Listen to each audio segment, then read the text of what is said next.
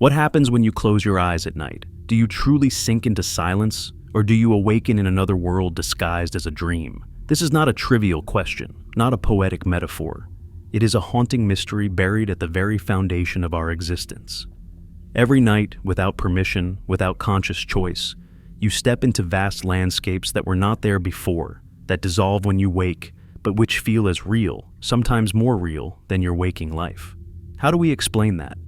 How do we explain that in dreams we bleed, we fear, we fall in love, we suffer, and our hearts race with experiences that vanish at dawn, yet leave echoes that can follow us for years? What if those echoes are not just chemical imprints in the brain, but fragments of something greater, fragments of another existence your soul stumbled into? For centuries, humanity has been haunted by this question, from shamans who believed dreams were gateways to the spirit world, to philosophers who wondered whether waking life itself might be another dream. The idea has never died. Modern science tries to flatten this mystery into the firing of neurons and the cleaning of memories, but no reductionist theory has ever been able to explain the staggering intensity of what you feel when you are inside the dream. If a dream is merely electrical chaos, why do you remember the smell of rain on stone, the sound of a voice calling you from across impossible distances, the sensation of falling endlessly into a sky that never ends? Why does the death of someone in a dream shake you to tears even after you awaken, knowing they were never there? Why do lovers embrace in a world that vanishes, yet leave behind a warmth that your waking body cannot explain? Perhaps because dreams are not mere illusions. Perhaps because dreams are doors. But doors to what? Could it be that each dream is a crack in the wall of your universe, a slit through which you glimpse the existence of infinite worlds? Physics whispers to us of quantum probabilities, of parallel universes blooming with every choice not made, every path not taken. If reality is not singular but fractured, infinite, then perhaps the mind at night is not inventing but traveling, slipping through dimensions like a ghost sliding through the seams of a house. You may think you are lying in bed, still and silent, but perhaps in truth you are wandering vast halls of possibility, where versions of yourself live lives you never touched. Is that why dreams feel familiar yet alien? Because they are both yours and not yours. Consider the stories scattered across human history. A man dreams of a disaster and awakens with dread, only to see it unfold in waking reality days later. A woman dreams of meeting a stranger, and the very next week she encounters that face in a cafe, recognizing them instantly, though they had never crossed paths before. Children dream of places they have never been, towns they could not know, yet describe them in perfect detail. How do we explain these intrusions of impossible knowledge? Coincidence? Probability? Or are these dreamers touching parallel currents of time, parallel roads where information flows differently, where glimpses slip through the cracks into their sleeping minds? And if so, what does that mean for you, for me, for all of us who lie down tonight thinking we are safe in the bed of our single universe? There is something unnerving about the way dreams dissolve when we awaken. They scatter like smoke, yet often leave one image behind, one residue that clings to your waking mind with a power your memories sometimes lack. Why that one detail? Why that single doorway? That face? That moment of terror or joy? What if it lingers because it is not fiction? It is memory, stolen from another self in another world. Memory of something that really happened, just not here. If the multiverse is real, then every dream could be an act of trespassing, where your consciousness steps into the skin of another you. When you wake, you are dragged back into this version of reality, like a diver yanked from the depths before they drown. But you bring with you fragments of water still clinging to your skin, fragments of the other world that refuse to vanish. And what of recurring dreams? Those landscapes you return to again and again, as though the dream world is not random, but a place you know, a place that waits for you. What if those are not inventions at all? What if they are addresses, coordinates in the map of infinity? A city that doesn't exist on Earth, but exists in another layer of reality, where another version of you walks its streets every day. Why do some dreamers report the same corridors, the same houses, the same people for decades? Because perhaps they are not traveling blindly, but revisiting the same parallel universe, again and again, stitching themselves across worlds. And what about shared dreams, where two people report the same vision, the same landscape, the same characters? Are two minds really inventing the same fantasy? Or are they colliding in a place that exists, a place neither belongs to, yet both can reach? The darkness deepens when we consider the phenomenon of lucid dreaming. In lucid dreams, you awaken inside the dream. You realize you were dreaming, and with that realization comes control. You can alter the landscape, defy gravity, conjure anything you desire. But here is the unsettling question. Are you reshaping an illusion, or are you altering a world that already exists? If it is merely your brain, then your power is an illusion too. But if the dream is a universe, then you are intruding upon a fragile reality, bending it with the force of your foreign awareness, leaving scars upon worlds you do not own. What if the strange figures that stare at lucid dreamers with suspicion, the ones that say, "You should not be here," are not hallucinations, but guardians of that dimension, entities aware that you are a trespasser, trying to push you back into your rightful universe? Could it be that the dream's inhabitants are not mere inventions of your psyche, but autonomous beings, startled by your sudden intrusion? It is here that fear begins to creep in. Because if dreams are doors, then doors open both ways. If you can step into their world, what stops them from stepping into yours? The history of nightmares is full of entities that pursue dreamers across lifetimes. Shadowy figures, monstrous faces, the same creature returning again and again through different dreams. What if they are not creations of fear, but real presences that wait on the other side, trying to cross over? Night terrors, sleep paralysis, the crushing weight on your chest as a figure looms above you in the dark. Are these not dreams at all, but failed crossings, where beings from another universe slip into the margins of your reality, caught halfway between their world and ours? And if so, then the implications stretch far beyond fear. If dreams are portals, then every night billions of humans unknowingly participate in a cosmic migration. You and I, the child down the street, the old woman across the world, all slipping into parallel dimensions, colliding with other selves, touching other times. Imagine what that means for identity. Are you truly one person, or are you a chorus of selves, spread across infinite universes, dreaming of each other, sharing fragments back and forth? When you wake and say, "I had a dream," perhaps it is not yours alone. It is the echo of another you, whispering across the barrier.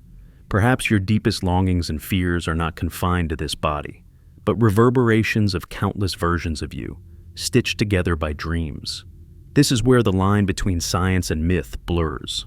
Neuroscientists insist that dreams are a function of memory consolidation, of emotional processing. And yet, the human heart knows there is something more, something unspeakable in the way a dream can unravel you, teach you, destroy you, or heal you. The ancient Egyptians believed dreams were direct messages from other realms. The Greeks built temples where the sick would sleep to receive healing visions. Indigenous cultures across the world have always treated dreams as journeys, as real as waking life. Modern physics speaks of hidden dimensions, unseen layers of the cosmos curled up beyond perception. Can it be that these ancient intuitions and modern theories are pointing to the same truth, that dreams are the tunnels through which we glimpse infinity? Ask yourself, when you close your eyes tonight, where will you go? Will you sink into chemical noise, or will you walk streets that exist beyond imagination? Streets paved by another reality, another you. When you dream of falling, are you not falling through space itself, tumbling into another timeline? When you dream of speaking to the dead, are you not reaching across universes where they still breathe? When you dream of being chased, are you not pursued by shadows that do not belong to you, but to the world you slipped into? And when you awaken, sweating, shaking, unable to explain what you saw, are you not a traveler returned, stripped of your passport, carrying only smudged souvenirs of a place you cannot prove exists? Every night we step into this abyss. We surrender our bodies, close our eyes, and vanish into silence. And yet, on the other side, worlds ignite. Oceans roar, stars burn, faces smile and vanish. Every night is a resurrection into a life you never chose, and every morning is a return, an exile, back into this one. The question is not whether dreams matter. The question is whether dreams are the only glimpse you will ever have of who you truly are. Not a single self, but infinite selves, scattered across infinite universes, stitched together by fragile, fleeting visions. And if that is true, then sleep is not rest. Sleep is a journey. Sleep is a risk. Sleep is the most dangerous thing you do each day, because when you close your eyes, you may never return the same. You may never return at all. What if the fabric of your dreams is not woven from imagination at all, but from the same threads that bind the cosmos itself? What if every fleeting image, every strange encounter, every impossible law of dream physics is not chaos, but shadow, the echo of a deeper order that science itself is only beginning to glimpse? Tonight, as your body lies heavy in the sheets and your mind drifts into sleep, could it be that you are not entering illusion, but stepping across the boundary between realities into domains governed by the same invisible principles that rule the birth of stars? Physics, that cold cathedral of equations and proofs, whispers to us of things stranger than any dream. At the smallest scale of reality, beneath atoms, beneath protons and neutrons, beneath even the quarks that build them, lies the restless sea of quantum mechanics. It is a world where particles exist not as objects, but as probabilities, where an electron does not sit in one place, but hovers as a cloud of possibilities, present and absent at the same time, where photons of light can split, travel two paths, and interfere with themselves as if they are aware of every choice. This is the physics of shadows, laws so alien they make our waking life appear less real, not more. And in that quantum world, choices fracture reality. This is what the many worlds interpretation suggests, that every possibility that can exist does exist, each one blossoming into its own universe. In one world, you turn left. In another, you turn right. In one, you survive. In another, you do not. Infinite realities, layered upon each other, invisible to our waking eyes, yet perhaps visible when the mind surrenders its rigid grip on what is real. When you dream, when your consciousness loosens from the body, is it possible that you drift across these parallel branches, not as fantasy, but as visitor? Could your dreams be the evidence that you are not bound to a single timeline, but are already entangled in countless versions of yourself? Think of the dreams where you find yourself in a familiar city that is not quite your city, a home that is yours but not yours, streets that echo your life but bend into configurations impossible to map. The air feels known yet uncanny, like déjà vu stretched into architecture. Could it be that these are glimpses of alternate Earths, parallel worlds where your life forked differently, where another version of you has lived and walked and built memories you can almost touch? The sense of recognition, the eerie familiarity, the haunting detail, are these not the hallmarks of memory, not invention? And if memory, then whose? Yours? Or the self who lives across the divide? There is science that deepens this suspicion. Quantum entanglement, the most bizarre and well-tested phenomenon of physics, tells us that as particles can be linked across distance, such that the state of one instantly determines the state of another, no matter how far apart. Einstein called it spooky action at a distance, but experiments have proven it again and again. If particles can be linked across space, why not across universes? If matter itself can whisper between realities, why not consciousness? Could your mind, that web of firing neurons, be entangled with your other selves, your other lives, each night tuning like an antenna into signals from worlds you cannot reach awake? And here is where the darkness sharpens. Because if dreams are entanglement, then they are not random. They are communication.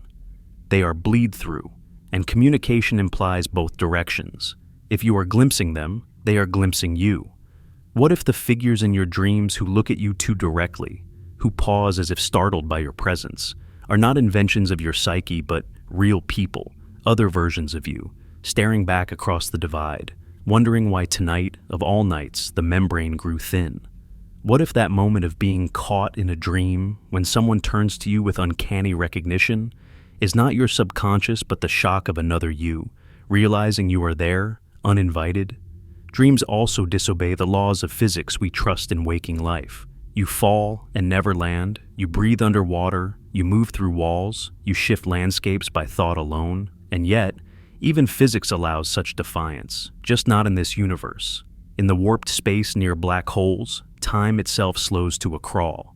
In quantum fields, particles tunnel through barriers they should never cross.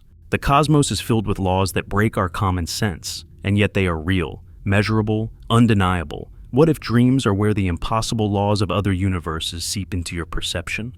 What if walking through walls in a dream is not fantasy, but memory of a world where solidity is not the rule, where matter itself vibrates differently, allowing bodies to drift like ghosts?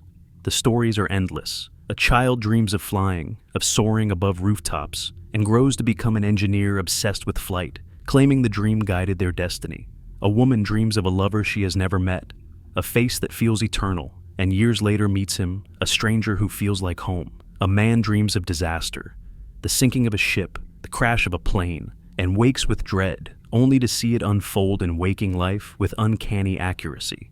Are these coincidences, or are they the fingerprints of parallel realities brushing against ours, warning us, guiding us, mocking the limits of our certainty? If time is not linear but layered, if universes are not separate but overlapping, then perhaps dreams are the seams, the thin cracks through which truth leaks. But this is not only physics, it is also terror. Because if the dream world is not private invention, but real geography, then your mind is not your sanctuary, but your passport. And passports can be stolen. What if, as you wander their world, you leave doors open behind you? What if entities that belong to those places step through the cracks into your life, following the scent of your consciousness back into your body? Ancient stories speak of dream demons, of spirits that ride the sleeper, of shadows that linger even after waking. Could these myths be distorted memories of crossings gone wrong, of dream doors left unguarded? The terror of sleep paralysis, where you wake frozen, unable to move, with a presence looming over you. What if it is not paralysis at all, but the moment when something from the dream world refuses to let go? The physicist Hugh Everett, who first proposed the many worlds interpretation, once said that the universe is not a single unfolding story, but a branching tree, infinite in its blossoms. If that is true, then dreams may be our nightly fall into those branches, tumbling from leaf to leaf, waking only when we are forced back onto this particular limb. But ask yourself, if you can fall, can you climb? Can you choose not only to glimpse but to travel, to linger, to explore? Could the art of lucid dreaming, of training the mind to remain awake while the body sleeps, be the primitive beginning of interdimensional travel? If so, then dreamers are not merely sleepers. They are explorers, navigating the architecture of infinity without maps, without protection, without permission. And yet, the allure is irresistible, because within this vision lies the promise of something extraordinary, that you are not a prisoner of one life, one body, one story, that within you lives a multitude, each night singing in the dark, each dream a window into the selves you might have been, the worlds you might yet touch. It is terrifying, yes, but also liberating. To think that your loneliness might be shared across universes, that your failures might be triumphs elsewhere, that death itself might be nothing but a doorway into another branch where you continue, unaware of the fracture, that love lost here might be found again there, waiting in dreams, calling you across the distance with a voice you cannot forget. So the question lingers, heavy, unyielding. When you wake from a dream, are you truly returning to reality, or are you abandoning it? Perhaps this world is no more real than the ones you leave behind each morning. Perhaps waking is the greater illusion, the dream we have mistaken for truth.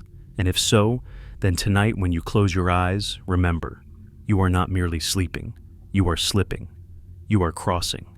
You are part of a physics stranger than imagination, where shadows carry weight, where silence speaks, where dreams are not dreams at all, but the trembling of parallel worlds brushing against your skin.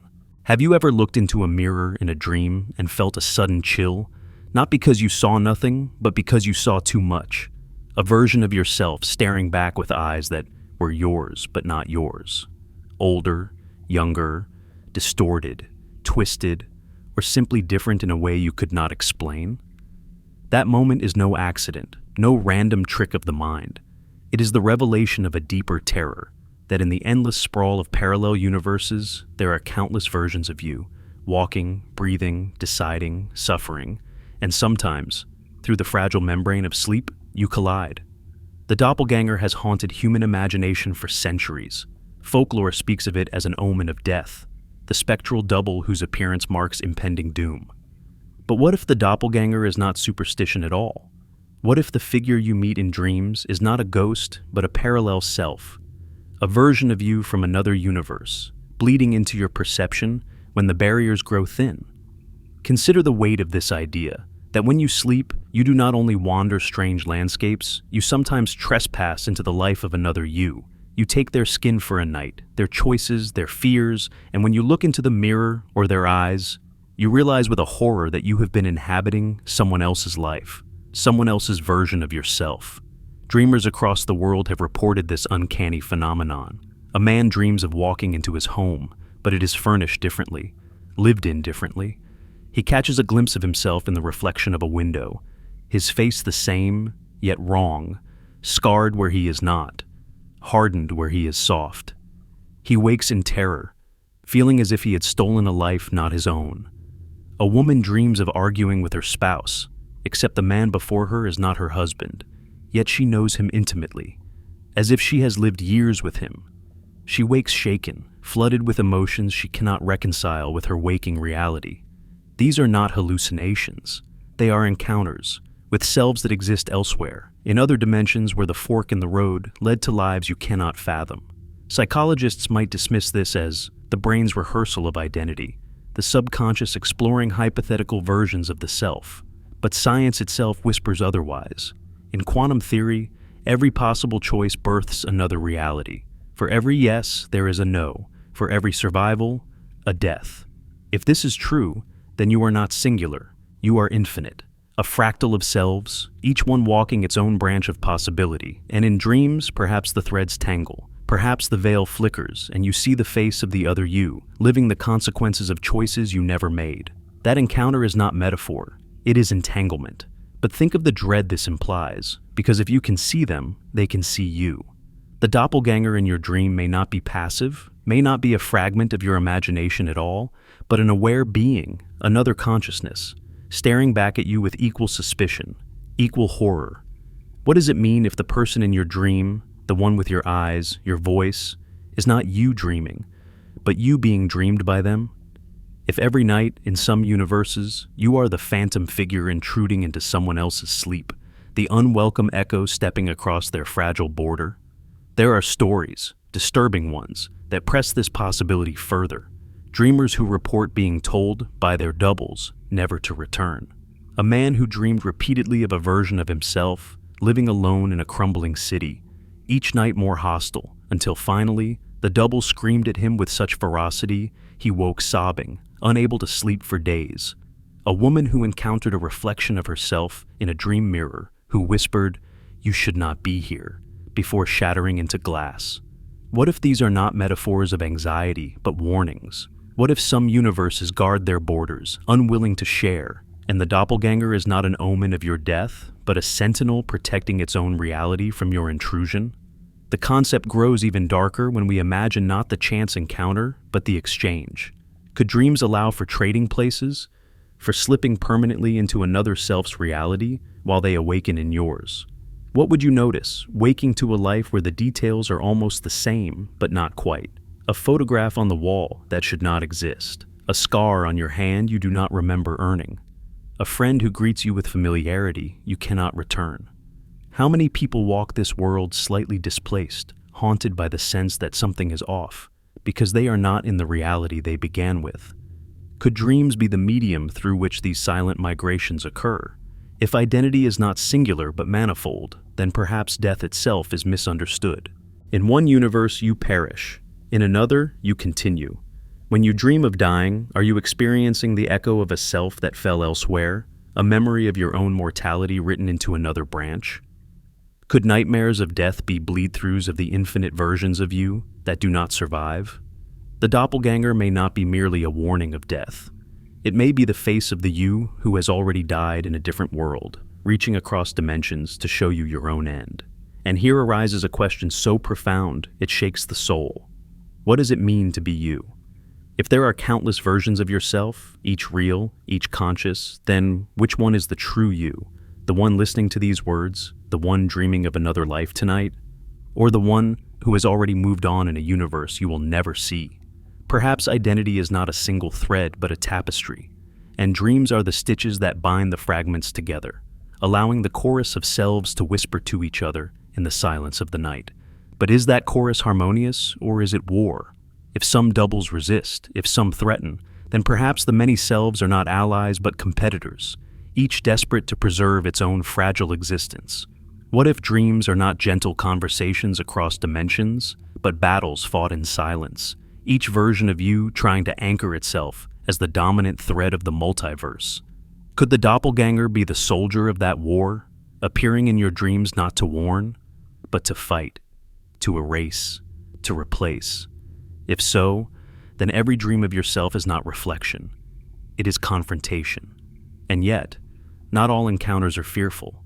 Some dreamers report meetings with doubles that feel like reunions, moments of comfort and uncanny intimacy. They describe it as touching a lost twin, a bond unexplainable, a love so deep it feels eternal. Perhaps not all selves are strangers. Perhaps some doubles carry the pieces of you have forgotten, the strengths you never claimed, the love you denied yourself. Could dreams be the mechanism by which the fractured soul of the multiverse tries to reunite, to remind itself of its wholeness across infinite divides? If so, then the doppelganger is not curse, but gift. The reminder that you are more than you believe, that your story is larger than this narrow strand of waking life.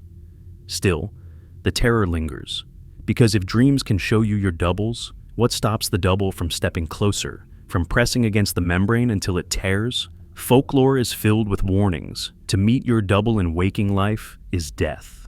Could it be because in that moment, the universe cannot sustain the paradox of two identical consciousnesses colliding in the same space? That one must vanish, one must be absorbed, the stronger consuming the weaker.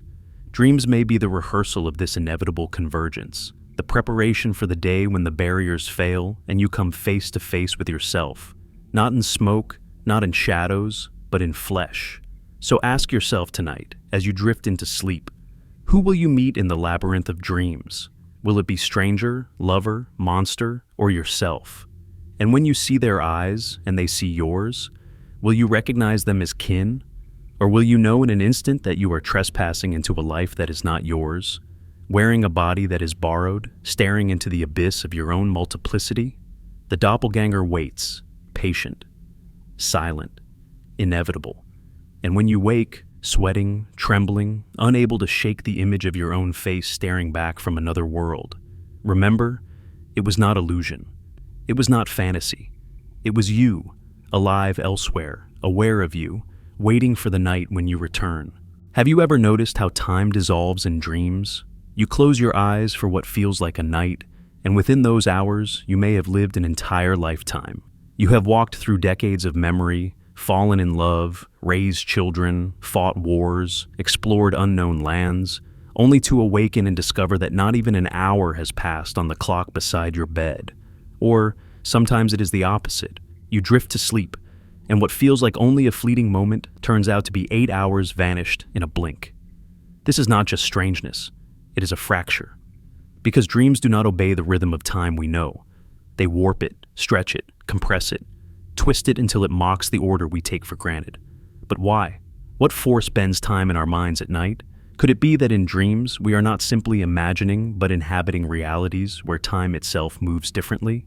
Physics has already shattered our illusions about time's solidity. Einstein showed us that time is not a constant, not a universal drumbeat. It stretches and shrinks depending on speed and gravity. Near the event horizon of a black hole, a minute for you may be 1,000 years for the universe outside. For the traveler moving close to the speed of light, decades can collapse into hours. Time is pliable, elastic, a dimension that bends like light through water. If the cosmos itself allows such distortions, then why not the mind? Perhaps when you dream, you are not bending time inside your brain, but tuning into realities where time flows at different speeds. Perhaps the reason you can live lifetimes in a single night is because you have slipped into a world where time is swollen, stretched into vast rivers compared to the trickle of this one. Think of the déjà vu that stalks your waking life, the eerie sense that you have already lived this moment. What if déjà vu is not a glitch in memory, but the echo of a timeline you visited in a dream where the moment had already unfolded? You feel it not because your brain is confused, but because you are remembering the future you already touched in another flow of time. Dreams, then, are not only portals to places but to moments, allowing you to step forward or backward in the currents of existence. This would explain the uncanny precision of prophetic dreams, where people see disasters, meetings, or encounters days before they occur. They are not predicting. They are remembering. They are recalling a piece of time experienced elsewhere, where the river ran ahead of ours. And what of the dreams where you move through endless corridors, infinite staircases, landscapes that stretch without end, yet in waking time they lasted mere seconds? Could those be glimpses of realities where time does not flow linearly, but loops, folds upon itself, fractals into patterns we cannot imagine? Some physicists speculate that time is not a line but a tapestry, every moment coexisting, every past and future already written. In dreams, perhaps you wander that tapestry freely, slipping from thread to thread, touching yesterdays and tomorrows as easily as you drift through rooms in a house. That is why dreams feel both eternal and fleeting, because you are no longer bound to the forward march of time. You are adrift in the ocean of eternity, carried by currents you cannot control. There is another unsettling clue: the way dreams distort memory itself. You awaken from a night of dreams and feel that hours of experience evaporated in seconds, that vast worlds dissolved before you could grasp them. Why is dream memory so fragile, so prone to slipping away? Perhaps because memory cannot anchor events from universes with different temporal structures. Your brain, built for this world's rhythm, cannot hold the pacing of another. It is like trying to trap water in a sieve. The moments leak away, leaving only fragments that your mind reshapes into stories. What we call forgetting dreams may not be failure at all, but incompatibility, the refusal of this world to hold the records of time from another. But there is something more chilling. Some people speak of recurring dreams in which they live entire other lives, growing older, working jobs, forming families, until one night they awaken here, bewildered by the loss. Some of them report grief so real it shatters them for weeks, mourning children, lovers, whole histories that vanished with the alarm clock. If this is imagination, why does the pain run so deep, as if they had truly lost something? What if they have? What if, in those dreams, they slipped into timelines where decades unfolded, only to be ripped back here with no proof but their tears? Could it be that every night you live multiple lives, and waking is not continuity, but exile, a brutal severing from the other times you briefly inhabited? Consider the terror of this thought, that your life, as you know it, is only one of many lives you are living, that every night you die here and are born in another strand, live days or years, and then return, forgetting the vast majority, but leaving behind a residue of déjà vu, a lingering ache, a haunting familiarity with moments you should not know. It may explain why some people awaken exhausted despite hours of sleep, because they have lived, fought, and suffered elsewhere. Dreams may not rest you. They may exhaust you, draining you across universes, across timelines, leaving your body weary, though your mind recalls nothing. Now think of nightmares. Why does fear in a dream feel so raw, so immediate, so absolute? Because perhaps you are not dreaming of fear, but living it in a reality where danger is real, where you truly are hunted, truly are falling, truly are drowning. When you wake screaming, heart pounding, body drenched in sweat, is that your imagination, or the physiological echo of what your other self just endured in another stream of time?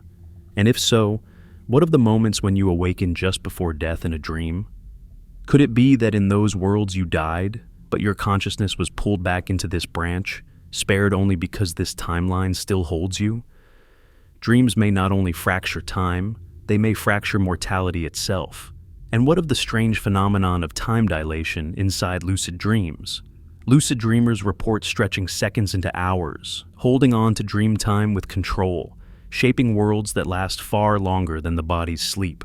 Are they bending their minds, or are they learning to navigate the temporal laws of other universes, lingering in flows of time inaccessible to waking life?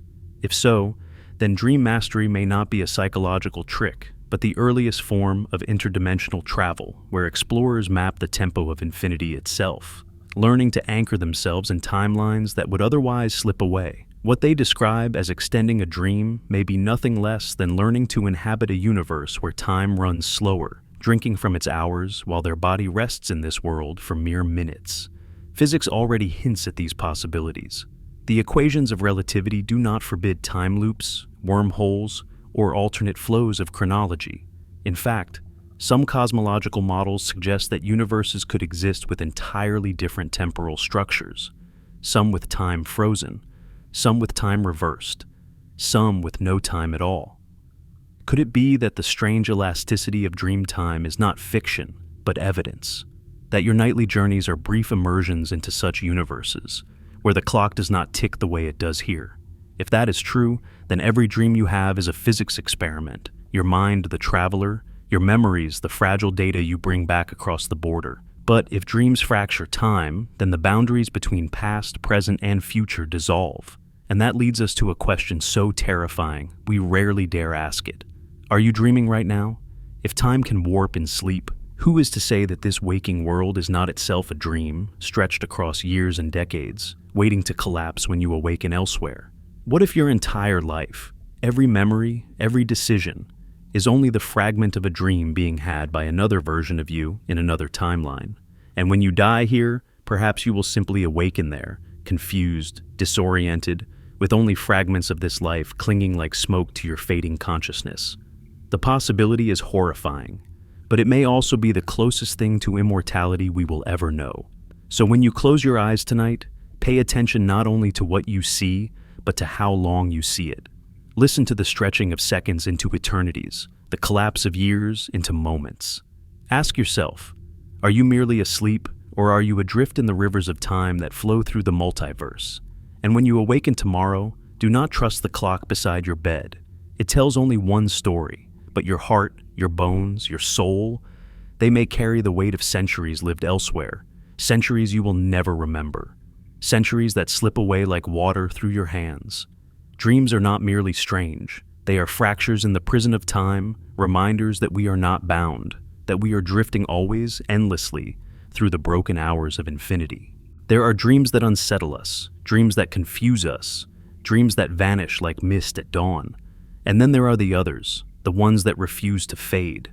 Dreams so sharp, so luminous, so impossibly precise that they carve themselves into memory with the weight of prophecy. They are the ones that make you sit up in bed in the middle of the night, pulse racing, a breath short, whispering to yourself, "That meant something." These are not idle stories spun by neurons, these are messages. But from where? From what? Or more disturbingly, from whom? History is littered with examples of dreams that seem to predict the future. Abraham Lincoln, days before his assassination, described a dream in which he walked through the halls of the White House, hearing the sound of weeping. He came upon a coffin, guarded and draped in black. "Who was dead in the White House?" he asked. "The president," came the reply. A few nights later, he was killed at Ford's Theater. Was that coincidence? Or was Lincoln's mind briefly tuned to a timeline where the event had already occurred, his dream a message echoing backward across dimensions? Countless ordinary people report similar experiences. A man dreams of a plane crash, so vivid and detailed he cannot ignore it. Days later, he sees the event unfold on the news, down to the smallest detail he could not have known. A woman dreams that her child is struck by a car, and in terror the next day, she keeps him home from school, only to learn that an accident occurred near the crossing he would have used. These stories accumulate like raindrops, dismissed as chance, but their weight is undeniable. How many coincidences does it take before we admit there is a pattern? Could it be that dreams are not whispers of the subconscious, but signals bleeding through from other layers of reality, warnings sent from parallel selves who have already endured what you still await? If so, then every prophetic dream is a communication across time and universes, a message in a bottle tossed upon the dark sea of the multiverse. But who is sending it? Is it you, another version of yourself reaching back to save you from their fate? Is it some intelligence beyond comprehension, seeding hints and warnings into your sleep? Or is it the universe itself, a vast organism murmuring in symbols to those who are willing to listen? There is a reason these dreams often arrive in symbols, riddles, strange metaphors that only reveal their meaning after the fact. Perhaps it is not that the dream is obscure, but that the languages of different realities are incompatible. Just as light bends and distorts when it passes through water, maybe truths bend when they pass between dimensions. A dream of drowning may not mean water. It may be the echo of a self who truly drowned elsewhere. A dream of falling may be the shadow of your own death in another universe. These images are not random. They are translations, distorted but real, fragments of messages too vast for the human mind to receive directly. And if this is true, then nightmares themselves take on a new meaning. For what if the terrors that chase you, the disasters you witness, are not the inventions of fear, but the warnings of survival? What if the monster that hunts you in your dream is the face of real danger you will meet in waking life, encoded in the only language your mind can grasp? The shiver of recognition you feel when the dream aligns with reality is not mystery solved. It is the confirmation that you have been warned and perhaps spared by forces you do not understand. But spared by what? By who? If your other selves are sending you signals, then you are part of a network of consciousness spread across universes, each version of you whispering warnings in the night, trying to save each other from the cruelties of fate. But if that is true, what are you doing for them? What warnings have you sent without knowing, your nightmares serving as lifelines to another you who wakes somewhere else, trembling, alive, only because you suffered a vision on their behalf? Religions have long embraced this possibility. In the Bible, Joseph interprets Pharaoh's dream of 7 fat cows devoured by 7 thin ones as prophecy of famine. In Islamic tradition, dreams are considered fragments of prophecy, true visions granted to the faithful. Indigenous cultures treat dreams not as illusions, but as instructions, maps for survival, guides for the soul. Modern skepticism scoffs, reducing these to myth. Yet the stories persist. And modern science, when honest, admits its ignorance. The brain's random firing cannot explain precognition. No experiment has fully captured or replicated it. But perhaps that is because it is not of this universe at all. Perhaps it is leakage from others. And here lies the question that gnaws like teeth. Are these messages benevolent, or are they traps? If something can send information across the veil of dreams, who is to say it is always to help you? What if some messages are not warnings, but manipulations? What if dreams that drive people to ruin, to obsession, to madness, are not random malfunctions of the psyche, but deliberate infections planted by intelligences that do not wish you well? After all, if doors open, anything may step through them. Dreams may carry not only prophecy, but propaganda. Not only guidance, but poison. What you choose to believe, what you choose to follow, could shape not just your life, but the entire fate of this reality. Consider the dreamers who claimed a divine inspiration only to lead others into catastrophe. Leaders who claimed visions, prophets who declared wars, cults that followed dreams into mass death. Were they mad, or were they manipulated by forces beyond, fed images that drew them toward destruction? If so, then dreams are not only gifts but weapons, tools by which unseen realities sculpt this one. And each night, as you close your eyes, you gamble with which messages you will receive, and whether you will recognize their nature before it is too late. But let us pause in the darkness, because within this terror lies awe. If dreams are messages, then you are not alone. Across the void, across the labyrinth of time and possibility, something is speaking to you. You are part of a dialogue far larger than your small waking life. The dead may whisper in your sleep, not as ghosts, but as versions of themselves, who never died in other worlds. The unborn may reach backward, calling for you to create the conditions of their existence. And you, in your own way, are sending messages too, fragments of yourself, echoing into other minds, other nights, other universes. Perhaps the strange dream you had last night, the one you dismissed as nonsense, was not for you at all, but for another self, elsewhere, who needed it to survive. So what will you do with this knowledge? Will you listen more carefully to your dreams, knowing they may be lifelines from beyond? Will you fear them as invasions, signals not your own? Or will you embrace them as the great conversation of existence, the chorus of countless selves, singing to one another in the only language that can cross infinity? Tonight, when you close your eyes, remember, your dreams may not be private. They may not even be yours. They may be messages sent across dimensions, warnings whispered through eternity, calls for help from other lives you will never see. And if you ignore them, you may silence not just your own future, but the survival of a self who depends on you.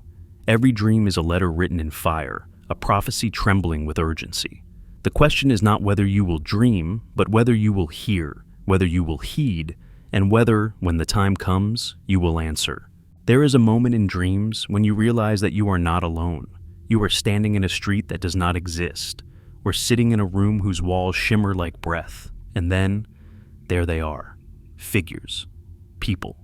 Sometimes strangers, sometimes loved ones, sometimes creatures with faces half-formed, yet undeniably present. They move with intention. They speak with voices that surprise you, and sometimes they know more than you do. They tell you things you could not have imagined, reveal truths you could not have known.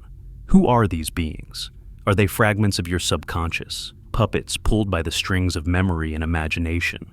Or are they something else? Are they the architects of the dream world, entities that dwell beyond the waking veil, shaping the landscapes you wander each night? Psychology tells us these figures are constructs of the mind, reflections of memory, shadows stitched together by neurons firing in strange patterns.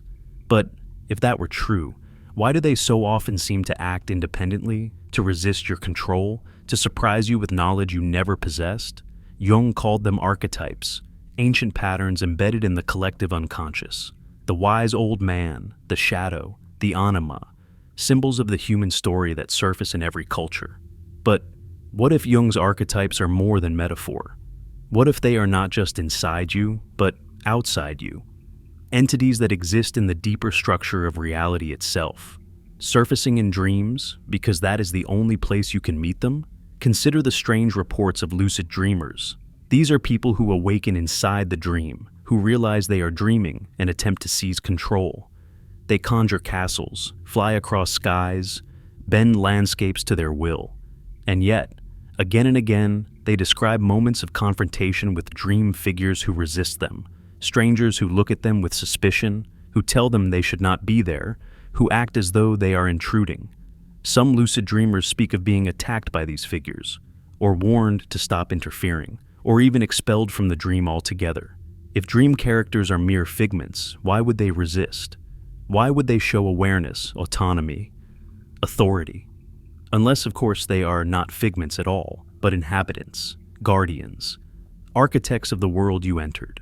What if dreams are not private theaters, but shared realms? What if, when you sleep, you step into landscapes maintained by intelligences far older and deeper than yourself? They build the stages, populate them with figures, weave the stories that unfold around you. Sometimes they let you wander freely. Other times they guide you. And sometimes, if you trespass too far, they push you out. Ancient cultures described dream guides, spirit animals, ancestors who appeared in visions to teach or warn. Perhaps these were not metaphors of the psyche, but real encounters with the builders of the dream world, entities who are not bound to one body or one universe, but who exist in the fabric between them, shaping the architecture that consciousness drifts through when freed from the cage of waking life. The unsettling question is, what do they want? If they are architects, then what is their purpose? Are they neutral caretakers, tending the dream world like gardeners tending soil? Or are they experimenters, using us as raw material in a theater of their own design?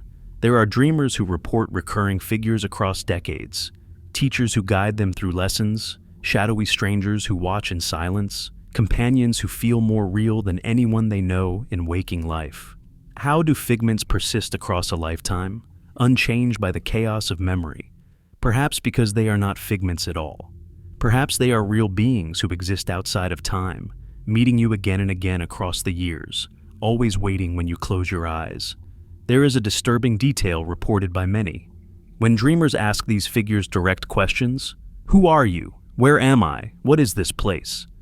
The figures often respond with vagueness, or with riddles, or with unsettling laughter. Sometimes they become hostile, as if threatened by the question, why? If they are your own mind, why would they resist your curiosity? But if they are others, guarding knowledge you are not meant to have, their behavior makes chilling sense. They are not meant to reveal themselves. Their role is to shape, to guide, to obscure, to keep you moving through the labyrinth without tearing down its walls. And yet, some dreamers push further. In rare lucid dreams, people describe reaching places that feel like control rooms, vast halls filled with glowing machinery, libraries of impossible books, beings who seem to manage the flow of the dream itself. These accounts are eerily consistent across cultures and centuries, despite no shared contact between the dreamers.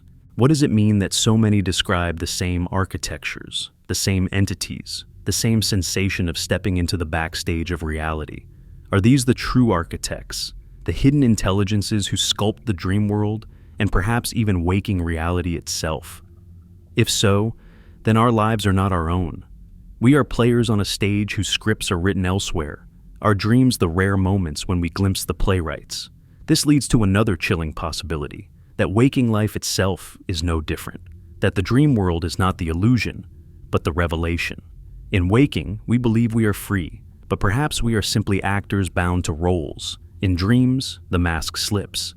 You see the architects, you glimpse the scaffolding, you realize that you are not alone in the shaping of your life. If this is true, then the dream world is not secondary, it is primary. It is the foundation, the backstage where the true work of existence occurs. Waking life is merely the performance, brief, fragile, disposable. Dreams are the real terrain, the place where the builders dwell. And what of the strange figures who comfort us in dreams of grief? The loved ones who have died, yet return to us at night, speaking words of peace or warning. Are they memories resurrected by longing? Or are they messengers allowed to pass through by the architects, permitted to visit for reasons we cannot fathom? Some report that these dream visitors tell them things they could not have known, secrets revealed only after waking, truths confirmed later in life. If so, then these are not hallucinations, but real encounters, facilitated by intelligences beyond our understanding. The architects may be gatekeepers, deciding who and what may cross between worlds, but perhaps the most disturbing encounters are with those who claim to be aware. There are dream figures who speak as if they know they are in a dream, who tell the dreamer that they are intruding, that they should leave, that they have come too far. Some even accuse the dreamer, "You are not supposed to be here." Who are they to say such a thing, unless they are the rightful inhabitants, and we the trespassers? If that is true, then every dream is not yours, but borrowed, a temporary visa into a land you do not own. And the architects are not your servants, but your wardens, ensuring you do not break the fragile balance. Still, the possibility remains that they are not enemies, but allies, teachers, guides.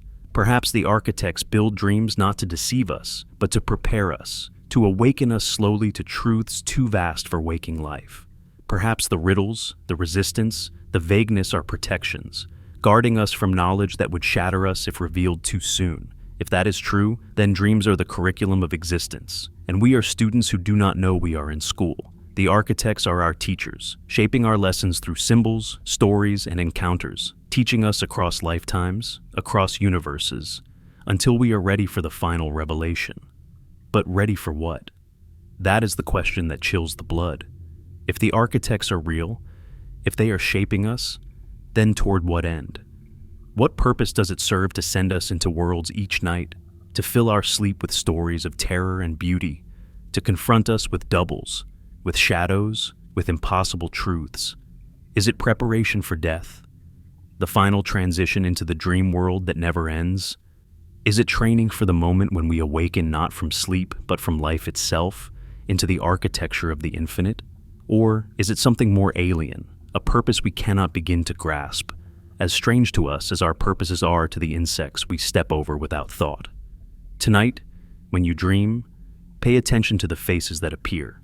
Watch how they move, how they speak, how they look at you when you ask questions.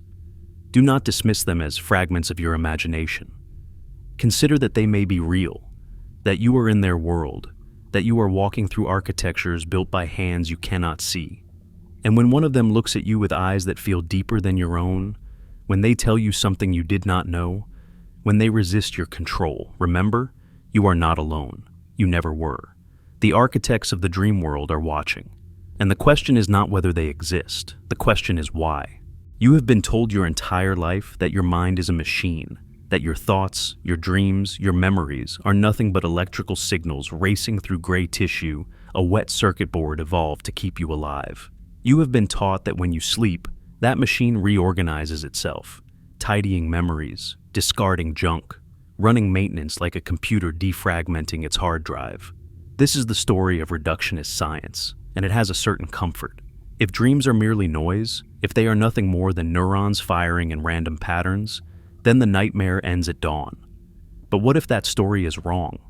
What if the machinery of your mind is not producing dreams, but tuning into them, like a radio, like an antenna, like a receiver catching signals from other worlds? Consider the strange fact that no one has ever located the source of a dream. We can identify areas of the brain active during REM sleep, map the patterns of electrical activity, even predict some broad features of dream content from brain scans, but we cannot tell where the dream originates. It appears fully formed, like a broadcast arriving from nowhere. Why does the brain, a machine evolved for survival in a single reality, generate impossible architectures, impossible laws of physics, impossible lives? What adaptive value is there in living entire alternate existences each night? Unless, of course, it is not generating them at all, unless it is receiving. The machinery of your mind may be less like a factory and more like a radio telescope pointed at the sky of the multiverse. Each night, as your waking consciousness powers down, the deeper layers of your mind open like a dish, scanning frequencies beyond ordinary perception, catching signals from parallel realities. Your dreams are the static and music of infinity, drifting into your neural circuits, shaped into images your brain can decode. This would explain the uncanny detail, the alien knowledge, the faces you have never seen, yet know intimately. They are not invented. They are intercepted. Neuroscience itself leaves cracks for this possibility. We know the brain produces rhythms, oscillations of electrical activity that pulse at specific frequencies. Alpha waves, beta waves, theta waves, the rhythms of waking, relaxation, and sleep. In REM, the stage of vivid dreaming, the brain generates patterns unlike any other, high-frequency bursts that ripple across networks linking distant regions. These patterns look less like internal processing and more like synchronization, like the mind locking onto an external signal. Could REM sleep be the state where consciousness disengages from this world and locks onto another, like a radio dial, clicking into a new station? Think of the content of your dreams. They are not only visual, they are sensory. You feel the warmth of a sun that does not exist. You taste food you have never eaten. You smell rain on stone in cities that have no name. Your body responds with real physiology, heart racing, muscles tensing, tears streaming. How can mere imagination produce such total immersion? Virtual reality engineers struggle to simulate even a fraction of this richness. Yet, your mind does it nightly, effortlessly, with no conscious effort. Perhaps because it is not simulating at all. Perhaps because it is perceiving. This would also explain the phenomenon of shared dreams. When two people describe the same landscape, the same figures, the same events, how can that be if dreams are internal fictions? But if the mind is a receiver, then two receivers tuned to the same frequency may catch the same broadcast. The dream world may not be your private theater, but a public channel, a spectrum of realities where consciousness drifts like radio waves, occasionally overlapping, occasionally colliding. And what of nightmares? Could they be interference, static from hostile signals, or bleed through from darker regions of the multiverse? Perhaps your mind, scanning blindly, sometimes locks onto frequencies you were never meant to hear. Realities where terror reigns, where suffering is raw, where your consciousness momentarily inhabits a self-enduring, unspeakable things. When you wake screaming, you dismiss it as imagination. But what if it is not? What if it is memory, a broadcast from another version of you living through something you cannot bear? The implications are staggering. If the brain is a receiver, then identity is not confined to this body, this life. You are a node in a network of selves spread across infinite universes, each broadcasting fragments of experience, each receiving echoes of others. Your sense of being you may be the product of a particular tuning, a particular frequency, locking you into this reality. But sleep loosens the dial. It lets you drift, pick up other channels, hear other stories. Dreams are the static of the cosmic network, the hum of infinite consciousness whispering across the dark. And this raises a terrifying possibility. What if the receiver can also transmit?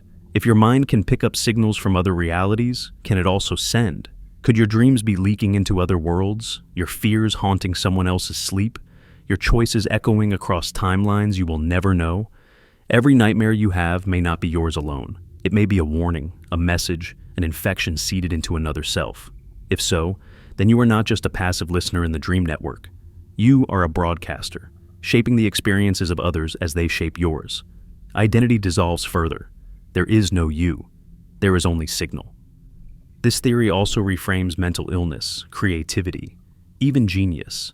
The visions of prophets, the hallucinations of the mad, the sudden flashes of insight that transform science and art, are these internal errors, or are they the bleed-through of external transmissions? Perhaps what we call imagination is not invention, but reception. The great works of art, the breakthroughs of science, the songs and stories that come fully formed into waking minds.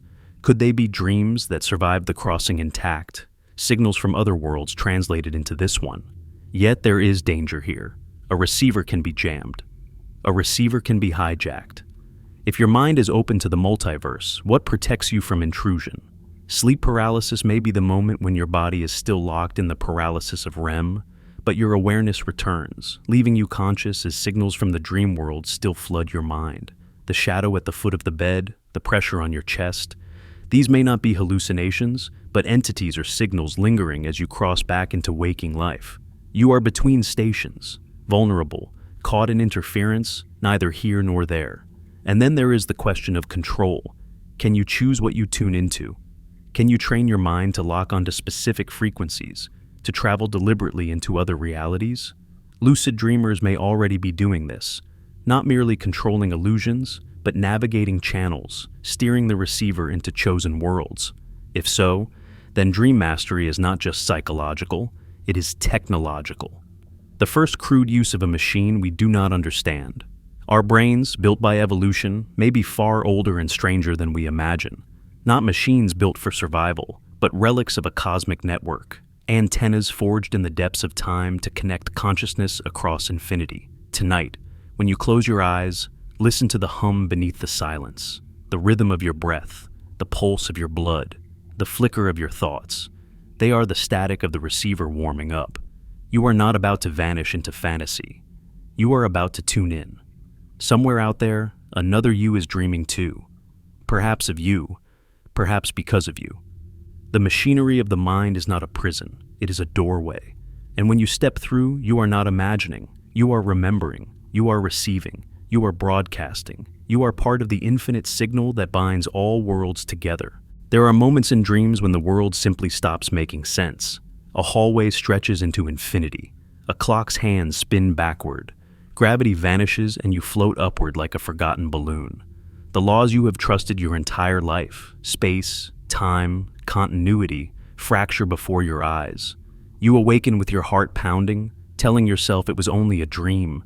But what if it wasn't? What if what you saw was not a failure of your mind, but a glimpse of the hidden scaffolding of reality? What if dreams are not only portals to parallel worlds, but cracks in the simulation itself?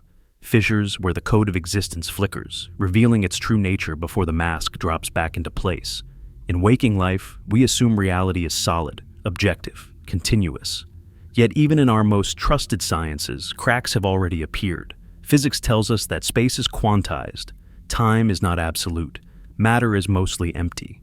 The universe behaves less like a machine and more like an algorithm. Its laws precise yet strangely arbitrary, as if chosen rather than inherent.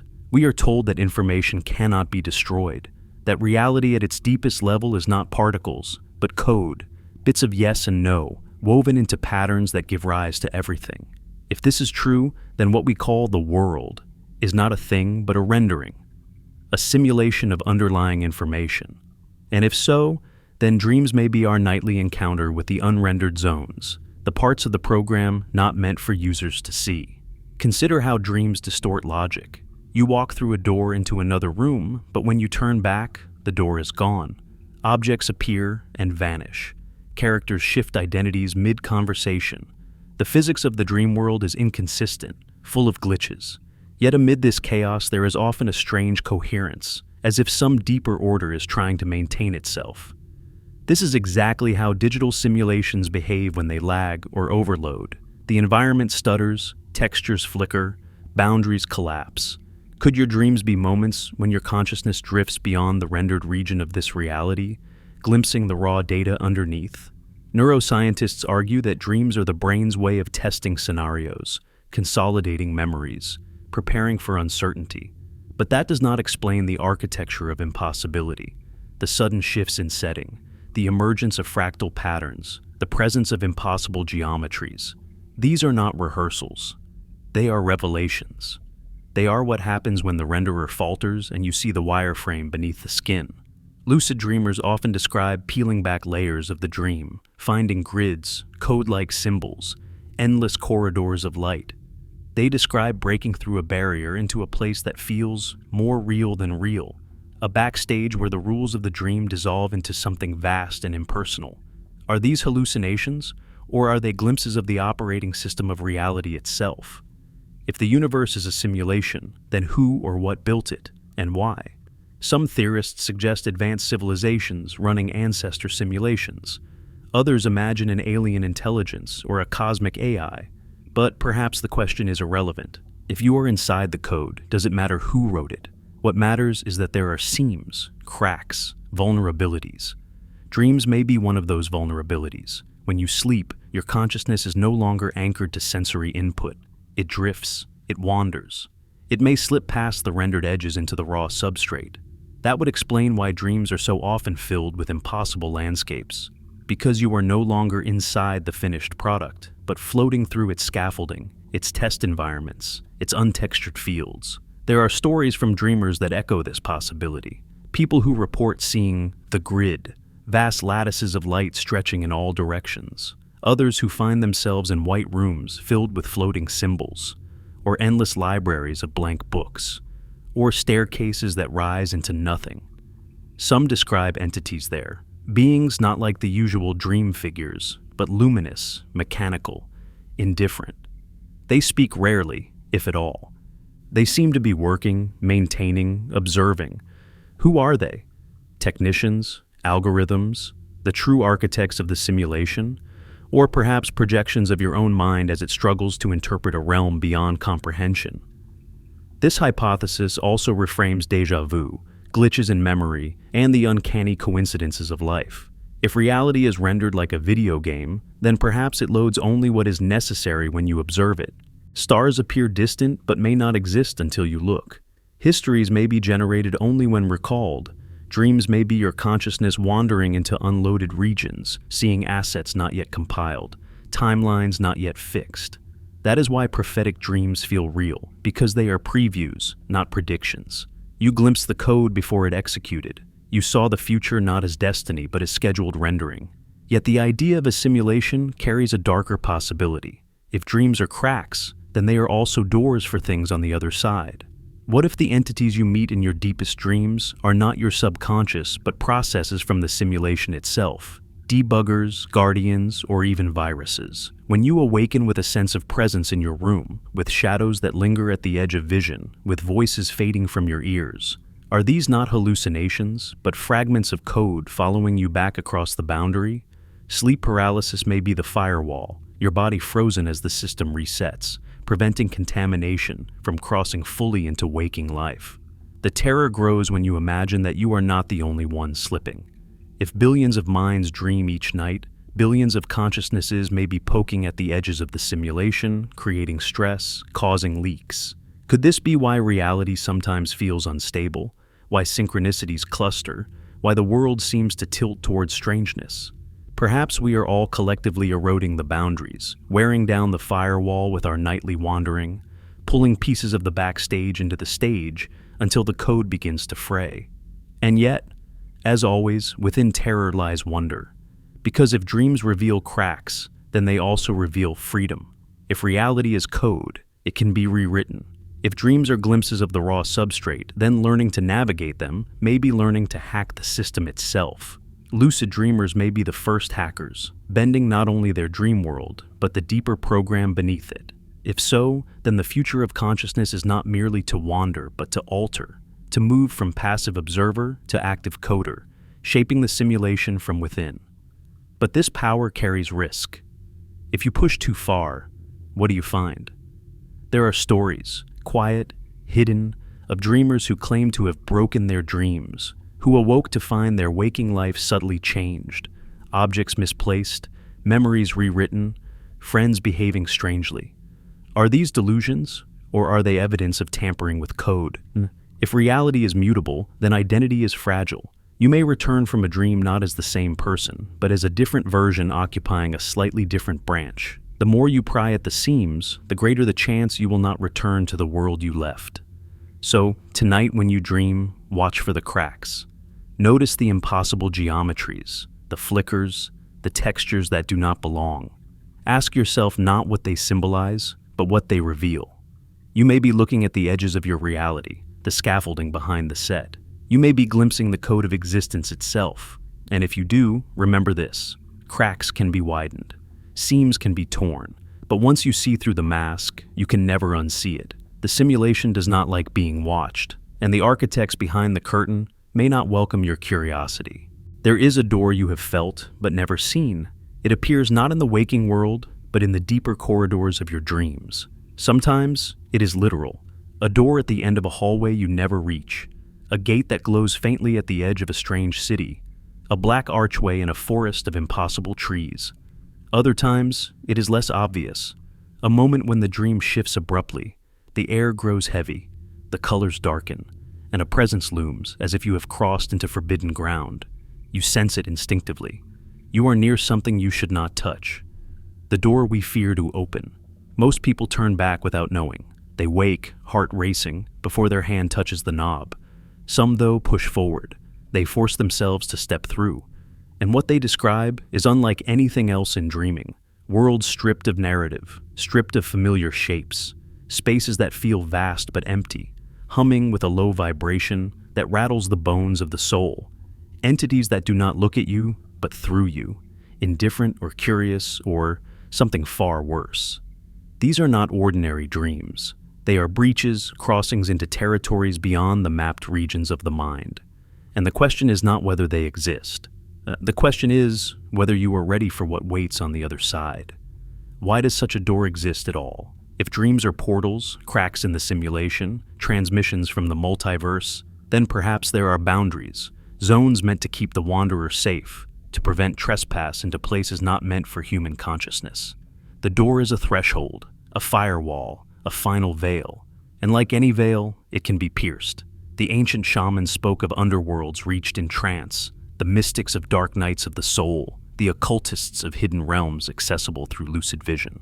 All these are echoes of the same phenomenon, the moment when the dream ceases to be metaphor and becomes contact, when you step beyond the architectures shaped for your mind and into something raw, alien, unfiltered. Those who have glimpsed this place often report the same sensations. Silence deeper than silence, light that seems to come from everywhere and nowhere, a sense of being watched by intelligences too vast to comprehend. Some speak of hearing a sound like wings, others of voices that speak in chords rather than words. Some describe geometric structures floating in void, endlessly shifting, fractal and luminous, as if you were seeing thought itself crystallized into shape. And many say the same thing, that they felt they were not supposed to be there, that whatever they had entered was aware of them and displeased. Could it be that this door leads to the source? That, behind the familiar dreamscapes of cities and forests and faces, lies a deeper layer of reality, where consciousness itself originates? Perhaps the architects you met in earlier dreams are only emissaries, masks for something greater. Perhaps the door you fear to open is the entrance to the true core, the place where the code is written, where the multiverse breathes. If so, then stepping through is not an act of curiosity, but of transgression. You are not supposed to see the heart of the machine while still inside it. Yet humans have always been drawn to the forbidden. We are creatures of thresholds. We touch the flame knowing it will burn. We ask questions knowing they may undo us, and so some dreamers push on. They pass through the door and return, changed. They describe a shift in waking life, subtle but unmistakable, colors brighter, time slower, coincidences clustering around them like moths to a flame. Some find themselves haunted by visions, unable to sleep, their minds filled with symbols they cannot interpret. Others discover new abilities, bursts of creativity, sudden insights, uncanny intuition about events before they happen. Are these gifts or curses? Or are they simply the residue of contact, fragments of a greater reality clinging to them like radioactive dust? There is a danger in this, of course.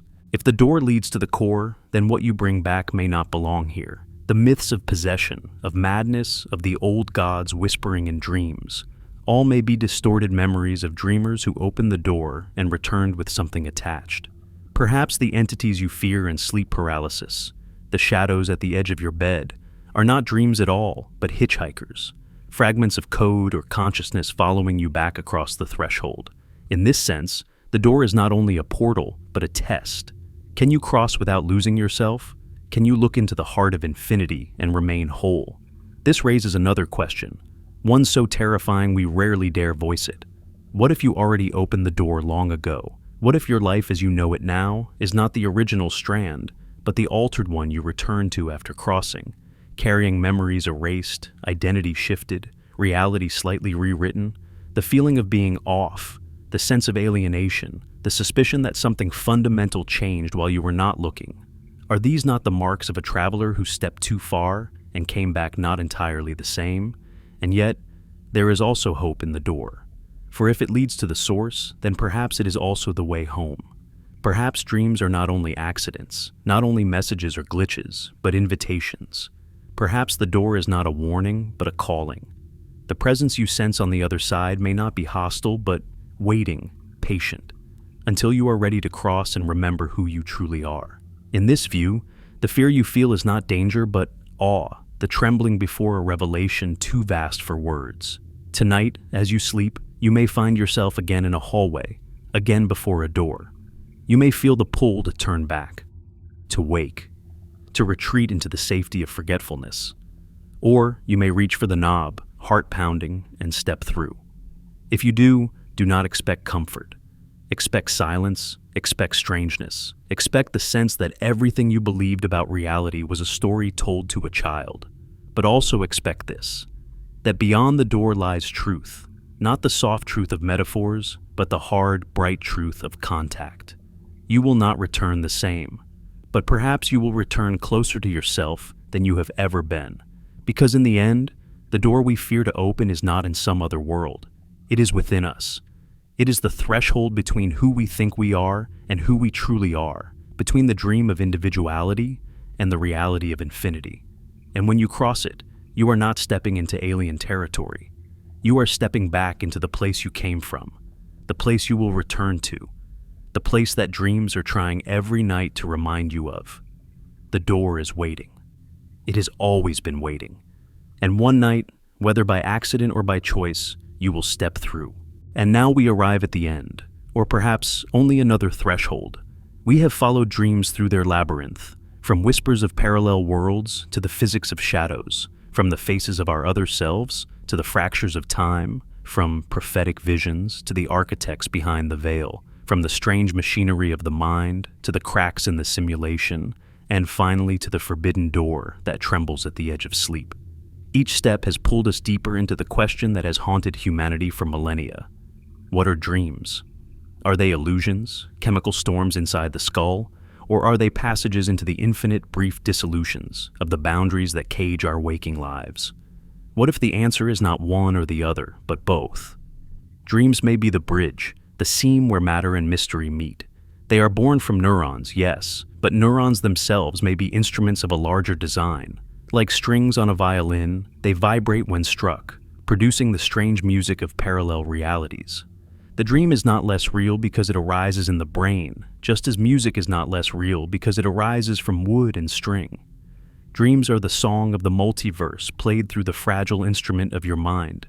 Think of what this implies, that each night, as you surrender to sleep, you are not ending your day, but beginning your journey, that your consciousness is not bound to one world, but flows across many, brushing against other selves, other times, other laws of reality, that every dream you have ever had, every strange street, every lost lover, every endless fall, was not fantasy, but contact, evidence, memory, proof that you are not one life, but infinite lives, not one story, but a chorus of stories echoing through eternity. And what of death? We fear it as the great ending, the blankness beyond the final breath. But if dreams are portals, then perhaps death is not absence, but awakening. Perhaps the last dream is the one you do not wake from here, because you awaken elsewhere. Every night of your life has been training for that moment, rehearsals for the final crossing. You already know the feeling, the falling, the dissolving, the shift into another body, another world. Death may be only another dream, the great transition into the infinite. And if so, then perhaps we should not fear it. Perhaps we should learn to listen, to walk through our dreams, not as frightened children, but as explorers preparing for the greatest voyage of all. Still, the mystery deepens, because if dreams are doorways, then who builds them? Are the architects we glimpse in visions the true makers, or only masks for something higher? Does consciousness itself weave the dream world, or is there a deeper intelligence guiding us through these nocturnal voyages? Perhaps the question is unanswerable. Perhaps the purpose of dreams is not to be explained, but to be lived, to be experienced as initiation, as reminder, as communion with the infinite. And perhaps the fear we feel is the clearest proof that we are brushing against something real. For the soul does not tremble at illusions, it trembles at truth. So where does that leave us? With awe, with terror, with humility. To dream is to wander the corridors of infinity, to become porous, to let yourself be written by universes beyond your control. To dream is to die a little each night and to be reborn in worlds without number. To dream is to step beyond the fragile stage of waking life and glimpse the vast theater where all stories play. And if you carry nothing else from this journey, carry this. You are larger than you know. You are more than this body, this timeline, this fragile name. You are a traveler of eternity, and your dreams are the proof. Tonight, when you close your eyes, do not dismiss what follows as fantasy. Do not reduce it to chemicals or chaos. Walk into your dream with reverence, with wonder, with caution. Listen to the voices, watch the shadows, touch the walls that bend and melt. For every detail may be a message, every figure a guide, every impossible law a hint of the deeper order. And when you awaken, do not shrug it off. Write it down. Remember, because dreams are not accidents, they are maps, they are invitations. They are the infinite knocking on the doors of your fragile mind, asking you to notice. And one day, whether tonight or in the final sleep, you will step through fully. You will not return to this waking world, because you will have awakened into the greater one, the infinite dream that never ends, where time folds, where selves converge, where the architects wait. When that day comes, you will understand that you were never alone, never singular, never bound. You were always infinite, always connected, always dreaming. You will not fear. You will recognize the terrain because you have walked it every night of your life.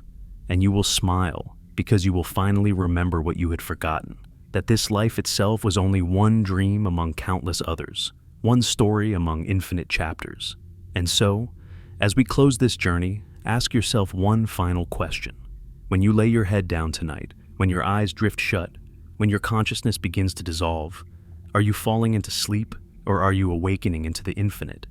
The answer is waiting for you.